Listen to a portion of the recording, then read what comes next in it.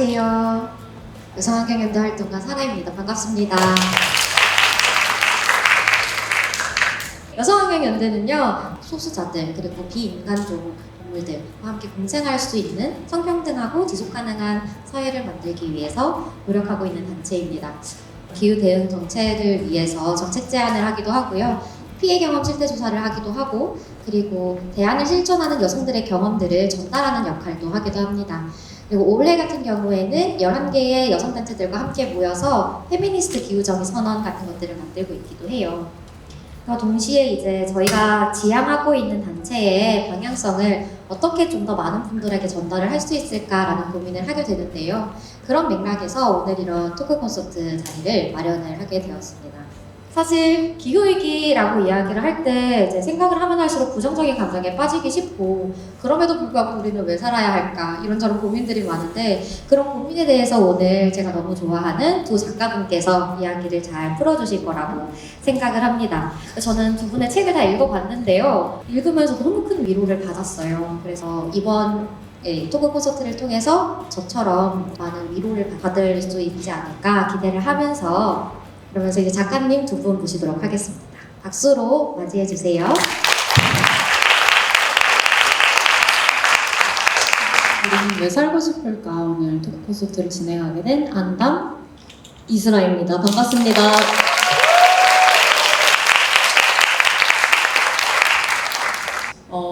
어떻게 보면 좀 자극적인 제목일 수도 있죠. 우리는 왜 살고 싶을까? 근데 이거는 회의를 하다가 제가 결국 우리가 지금 하려는 얘기들이 우리는 왜 살고 싶을까라는 질문에 답하는 과정인 것 같다. 근데 저는 죽고 싶다는 얘기를 자주 하고 이 친구는 살고 싶다는 얘기를 자주 하는데 서로 그렇게 다른 얘기를 하는 것 같지가 않다는 생각에 조금 도달을 하게 됐던 것 같아요. 그래서 이런 제목으로 한번 어그로를 끌어보았습니다. 저희 소개 먼저 할까요? 네, 서로 해줄까요? 네. 우선 이제 죽고 싶은 애인 안담은 저랑 오랫동안 같이 글을 써온 작가이고 개엄마고 이제 문익을방의 직위입니다. 동시에 엄살원의 주인인데요. 또 희극인이라는 정체성이 있습니다. 슬아가 살고 싶은 애로 여기 적혀 있는데 이게 막 나 혼자만 살고 싶은 애 이런 의미는 아니고요.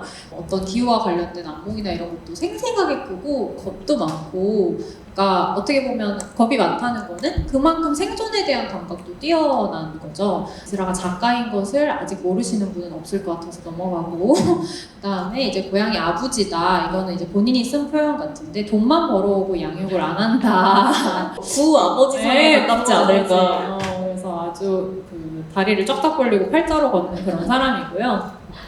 최근에 또 드라마 각본가로 태어나기도 했습니다. 그래서 저희가 이제 사전 질문을 받으면서 그러니까 어떤 이유 때문에 살고 싶은가에 관해서 이렇게 나의 외부에 있는 좀 타인 때문에 살고 싶은 거, 외부에 있는 요소 때문에 살고 싶은 거 말고 내부적인 요소가 궁금하다라고 말씀하신 분이 있었어요. 내가 친구 때문에 살고 싶으면 그것은 나의 외부의 요소인가? 그러기에는 너무 안에 있는 거예요. 친구들이 제 안에 영향을 너무 많이 미치고 저를 짓고 빚은 부분들이 너무너무 많은 거죠. 어떻게 나누면 좋을까? 친구는 나의 외부에 있는 걸까? 그런 이 시간이 조금 그 대답이 됐으면 좋겠는데, 왜냐면 저희가 이제 다룰 것이 누가 우리를 살고 싶게 하나 이 이야기거든요. 어느 날 다미가 저에게 마가릿 애트우드를 정말 읽어야 될 것 같다. 그러면서 타오르는 질문들의 한 장면을 저에게 낭독을 해주었어요. 이 책의 이 부분은 마가릿 애트우드가 당시 이제 너무나 존경하는 선배 작가였던 보부아르에 대해서 헌사를 바칠 때 쓴 문장입니다. 그 동시대인이기 때문에 축소할 수 없는 그 사람의 아우라 같은 것이 보부아르를 보면서 이제 애트우드가 느낀 거겠죠. 근데 이 말을 듣는 순간 제 마음속에도 절대 축소할 수 없는 너무나 많은 거대한 동시대인들이 이제 떠올라 버린 것이죠. 그리고 심지어 안담의 이제 소름 돋는 발견은 마가릿 애트우드네 엄마랑 너네 엄마 버키 씨랑 닮았다. 이 문장은 진짜 안담이 이것을 읽어주었을 때 제가 너무 소름이 돋았어요. 저도 나름대로 되게 실존적인 그리고 굉장히 첨예한 고민을 할 거 아니에요. 그럼요, 하죠. 그럼 엄마가 저에게 현미밥을 안 먹어서 그렇다고 말해요. 너가 현미밥을 지난 끼에 먹었으면 그런 생각 안 한다. 왜냐면 실제로 현미밥은 백미보다 그 통곡물이라 소화 그쵸. 기관을 굉장히 자극하고. 그쵸. 그리고 어쨌든 몸이 안 좋으면 된장국을 먹어. 그러니까 뭐든지 먹어야 되는 걸로 고치는. 그러니까 이제 마가리트 투데 엄마도 너 이제 그딴 생각이랑 말고 산책이나 해라고 하시는 거잖아요. 어쨌든 우리가 비슷한 엄마를 두고 있다는 사실이 굉장히 큰 위안이 되었습니다. 아무튼 이 사람의 책에서 동시대인이라는 표현을 보고 나서 이게 저의 쭉 화두가 되었는데요. 지금 내가 목격하고 있는 거대한 동시대인을 좀 곡진히 모셔야겠다. 살아있을 때 이들의 말과 글이 굉장히 대접받을 수 있게 글로 다뤄야겠다는 생각들을 좀 하게 되었습니다. 이것은 제가 모신 손님들에 관한 기록이고요. 제가 처음 비건 지향인이 되었을 때 도대체 다른 사람들이 이거 어떻게 하고 있는 건가 그런 생각이 드는 거예요. 밥 한 끼를 먹는다는 거를 그게 비건식이든 안 비건식이든 간에 진짜 침대 바깥으로 발을 어떻게 꺼내야 되는지도 기억이 안 나는 어떤 우울의 시간들이 있는데 도대체 어떻게 다른 사람들은 미래를 향한 희망을 가지고 한 걸음씩 나아가고 그런 짓을 할 수 있는 거지? 이런 이제 의문이 있었어요. 그래서 사람들한테 되게 물어보고 싶었죠. 근데 이제 물어보려면 그 이야기는 귀하니까 대가를 치러야 되잖아요. 그래서 그거를 밥으로 하면 어떨까? 이제 이런 어떤 밥이 보약이라는 말을 통해서 밥을 처방을 하는 아주 엉터리 의원이면 좋겠다. 그래서 밥만 먹여 돌려보내는 엉터리원 엄살원이라는 기획을 완성을 하게 되었습니다. 그래서 여기에서 저희가 6분의 활동가를 모시고 비건 만찬을 차려드리고 그 다음에 이야기를 들었어요. 근데 사람이 이렇게 밥을 먹이면 약간 뜨끈하고 배도 부르고 해서 그런지 표정이 이렇게 어떤 공적인 자아가 조금 녹아내리면서 그 사람들의 목소리를 들을 수 있게 되는 그런 장점이 있었어요. 그래서 밥을 사이에 두고 하는 대화를 기록을 해야 되겠다라고 생각을 했고요. 저를 살고 싶게 한, 저를 실질적으로 살려놓은, 왜냐면 내가 지금 죽고 싶어도 일주일 뒤에 그 쪼이한테 밥 해주기로 했으니까 아직 죽으면 안 된다. 메뉴 생각도 해야 되고. 그 엄사론에서 이제 그 6분 활동가들을 다 제가 소개드리고 싶지만 그러기엔 시간이 모자랄 것 같아서 이 사람들이 얼마나 이상한 사람들인지 굉장히 짧게 얘기를 하고 싶은데 처음에 엄사론을 책으로 출간하자는 여러 제의가 있었을 때도 반려가 됐던 적이 몇 번 있었어요. 근데 그 이유가 너무 특수하다 사례가. 그러니까 이런 몇몇 사람들 얘기를 누가 듣겠냐는 거였어요. 사람에 따라서 너무 특수한 인간들의 집합이라고 느끼는 게 당연하죠. 당연하고 어떤 방식으로 이상하냐면 일단은 자기 일도 아닌 문제가 내 문제인데 이렇게 생각하는 사람들이 활동가들이고요. 여성, 장애인, 성노동자, 퀴어, 빈민, 홈리스, 청소년, 동물의 이야기가 그럼 나의 이야기다 라고 믿는 감각이 좀 이상한 사람들이죠. 어떤 조롱에 굴하지 않고 아니 나는 희망이 있는데 그래도 희망이 보이는데 라고 말하는 사람들이기도 하고요.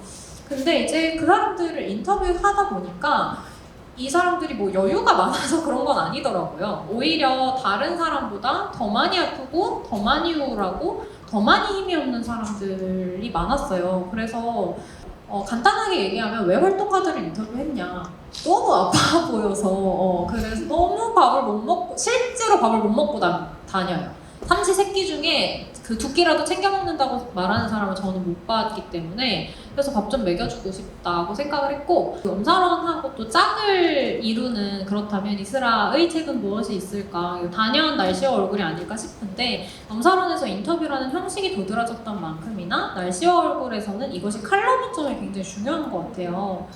칼럼으로만 할 수 있는 이야기가 있음을 좀 알게 됐던 것 같고, 두 번째로는 칼럼도 엄청나게 문학적이고 아름다울 수 있다는 것을 차차 배워갔던 것 같아요. 날씨와 얼굴에서 날씨는 이제 우리가 어찌할 수 없을 것 같은 시스템 전반을 의미하고, 얼굴은 우리가 어찌해볼 수 있게 느껴지는 개개인의 사정. 하지만 사실 어찌할 수 없는 일도 많죠. 개개인의 사정도. 어쨌든 이 커다란 시스템과 하필 이 시대에 태어난 이렇게 생겨먹는 나가 만나는 이 교차점에서 쓰여진 글이 모여진 칼럼집인데요. 동물해방물결은 한국에서 출범한 비영리 동물권 단체인데 아무도 동물권에 대해서 하지 않은 활동들을, 말하자면 혁명 같은 것들을 국회와 일상을 넘나들면서 하고 있는 팀입니다. 이들이 해낸 일 중 그 소생충이 짓는 일을 저는 칼럼에서 다뤘었는데요.